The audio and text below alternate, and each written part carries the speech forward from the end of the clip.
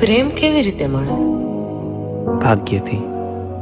હા, ક્યારેક તમને ખબર પણ ના હોય અને લાઇબ્રેરીના રિટર્ન કાઉન્ટર પર, રીડિંગ ટેબલ પર કે પછી પુસ્તકના 2 પાના વચ્ચે તમારી રાહ જોતો હોય. પણ એને મળતા ઘણી એ વેળા સમય લાગી જાય, પાટણના પટોળા બનવા જેટલો જ. સાળવી અલગ અલગ રંગના તાતણા એકબીજા સાથે જે બારીકાઈથી વણે અને ધીમે ધીમે એક ભાત પડતી જાય. એમ જ આ સંસારનો સાળવી વિધાતા આપણી પ્રેમ કહાણીઓને વણતો હશે. એટલે જ પાટણના પટોળા અને સાચા પ્રેમની ભાત ક્યારેય ક્ષીણ નથી થતી અને સદાકાળ માટે એમને એમ જ રહે છે.